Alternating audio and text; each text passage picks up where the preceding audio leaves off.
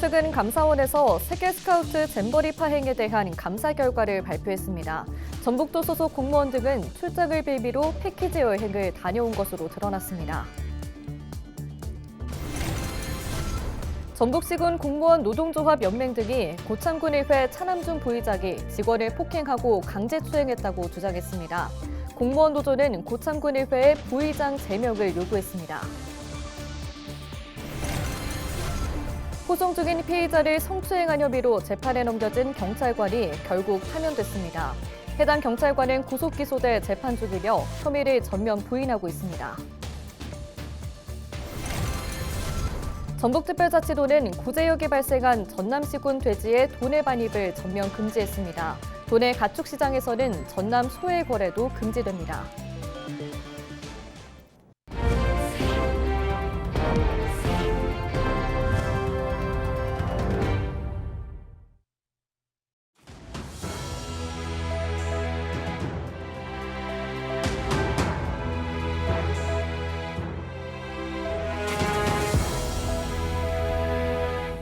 시청자 여러분 안녕하십니까? 헬로티비 뉴스입니다. 최근 감사원에서 지난 2023년에 새만금에서 열린 세계 스카우트 잼버리 파행에 대한 감사 결과를 발표했는데요. 당시 외유성 출장 논란에 휩싸인 부안군뿐만 아니라 전북특별자치도와 여성가족부에서도 부적절한 국외 출장을 다녀온 것으로 드러났습니다. 특히 전북도 소속 공무원 등은 출장을 빌미로 패키지 여행을 다녀왔는데요. 이나라 기자입니다. 잼버리가 파행 수순을 밟으며 일부 언론이 쏟아낸 부안군 외유성 출장 의혹 등에 대해선 사실과 다르다고 해명했습니다. 어떤 일간지에서 그렇게 나왔어요. 부안에 해외 잼버리 홍보를 25번을 갔다 이렇게 나왔는데 그게 아니고 민선 7기 들어와서 간 건 5번이거든요. 감사원은 부안군이 잼버리와 관련해 주관한 국외 출장 6건 가운데 3건이 부실하게 심사 허가됐다고 봤습니다. 출장자가 10명이 넘었지만 공무 국외여행심사위원회를 열지 않았고 잼버리와 관련 없는 브라질 이구아수 폭포 견학과 같은 관광을 했다는 겁니다. 이에 부안군은 수상활동에 반영하기 위해 이구아수 폭포를 간 것이고 앞으로 출장 심사를 철저히 하겠다고 해명했습니다. 이와 함께 감사원은 여가부와 전북도 등이 주관한 공무출장 69건 가운데 15건이 규정을 지키지 않았다고 판단했습니다. 대표적으로 전북도 직원 3명이 지난 2018년 호주 스카우트 연맹과 중앙훈련원을 방문하겠다며 한국 연맹 소속 직원까지 섭외해 공무출장을 떠났습니다. 하지만 실제로는 오페라 하우스 관광 등 패키지 여행을 하면서 마치 과정 활동을 한 것처럼 스카우트 한 건을 목에 걸고 현수막이 보이도록 사진을 찍어 출장 결과를 보고했습니다. 이 여행에 든 경비는 1,200만 원. 전북도는 감사원이 밝힌 잼버리 파행 원인에 대해 전북도의 책임은 크지 않다고 봤습니다. 조직위가 행사 준비 운영 업무를 총괄했고 전북도는 적합하지 않은 장소를 후보지로 선정한 부분 등이 주로 지적됐다는 겁니다. 전북도는 행사 유치 과정에서 부분들을 지적하고 있고요. 주로 행사 파행의 원인들은 저희 책임에서는 크게 책임을 묻고 있지 않고 어느 정도는 자유롭다는 이렇게 말씀을 평을 할 수 있겠습니다. 500장이 넘는 감사 보고서에 부적절한 국외 출장 허가부터 야영장 내부 배수로 문제 등 전북도의 잘못이 세세하게 적혀 있음에도 자성의 목소리가 부족하다는 지적이 나오고 있습니다. 헬로티비 뉴스 이나라입니다.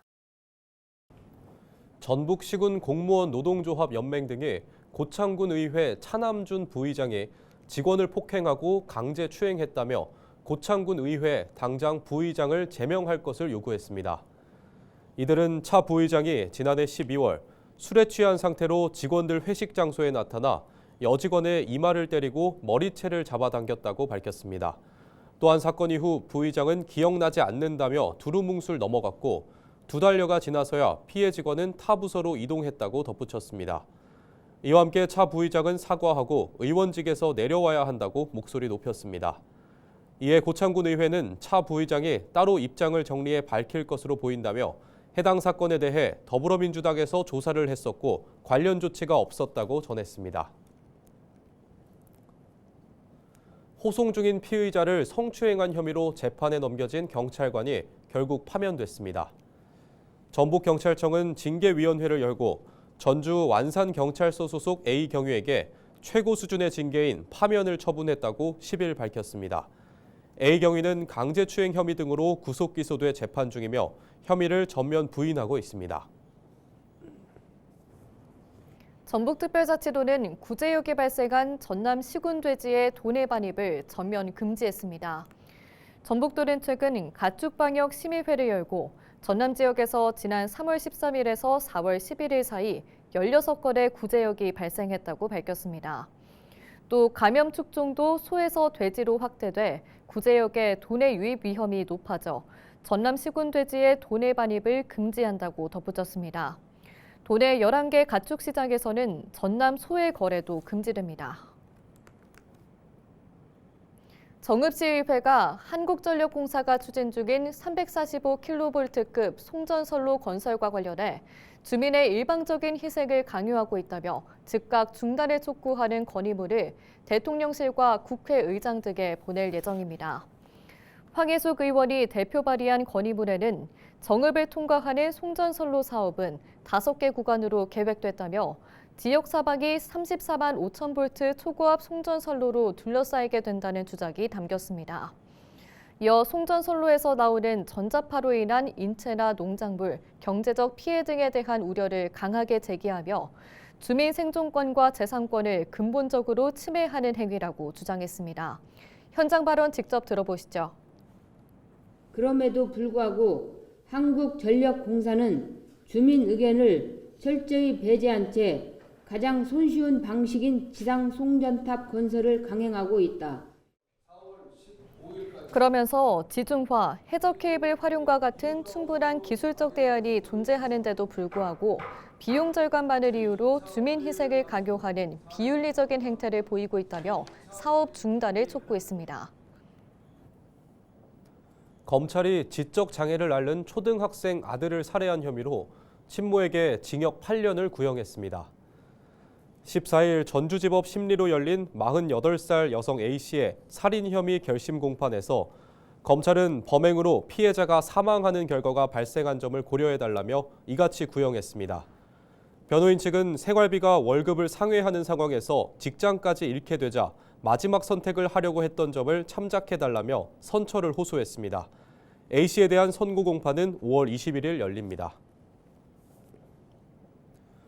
김제시 금구면 봉두산 정상을 둘러싸은 성인 금구산성에서 삼국시대부터 후백제 시대까지 사용했을 것으로 추정되는 우물인 집수정, 한기 등 유물이 확인됐습니다. 김제시가 조선문화유산연구원에 의뢰해 금구산성 주둔군이 활용했을 것으로 추정되는 집수정지를 시굴 조사한 결과 집수정 한기와 석축 한기 등 여러 유물이 확인됐습니다. 이는 당시 후백제 수도인 완산주 서남부를 방어하던 주요 관방 유적으로 그 성격이 구체화했다는 평가가 나옵니다. 김제시는 이에 따라 전문가 자문 의견을 바탕으로 인근에 있었을 것으로 추정되는 군사시설 등 추가 유물을 찾기 위한 정밀 발굴 조사를 진행할 예정입니다.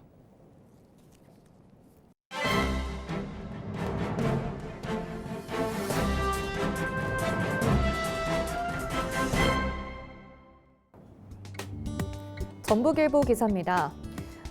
미국과 중국 간 무역 갈등이 심화되면서 전북 경제가 위기에 직면했지만 이를 분석하고 맞춤형 대응책을 마련할 전문 인력은 부족한 실정이라고 합니다. 무역 환경이 급변하는 시대에 단기적인 협력 관계 구축과 함께 장기적으로는 지역 특수성을 이해하면서도 전문성을 갖춘 인력 양성이 과제로 대두되고 있다는데요. 지역 내에서 관세와 통상 분야를 포괄적으로 다루며 지역 산업 현안까지 파악하는 전문가를 찾기 어려운 것으로 확인됐다고 신문이 전했습니다.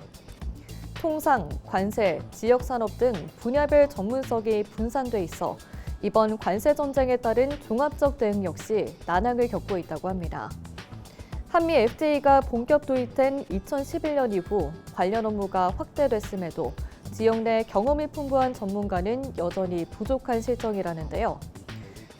도내 관세사들은 관세청 출신으로 고령화와 함께 수출입 신고 대행 등 수익성 통관 업무에 치중하며 대내외적 무역 환경 변화를 분석하는 역할까지는 수행하지 않고 있다고 신문은 전했습니다. 지금까지 신문 브리핑이었습니다.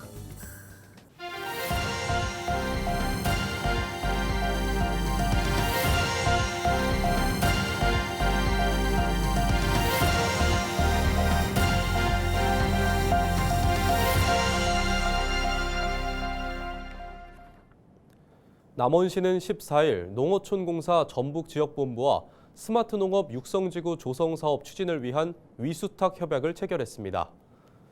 스마트농업 육성지구 조성사업은 기후변화에 대응하고 안정적인 농산물 공급을 위해 농림축산식품부가 추진하는 사업입니다.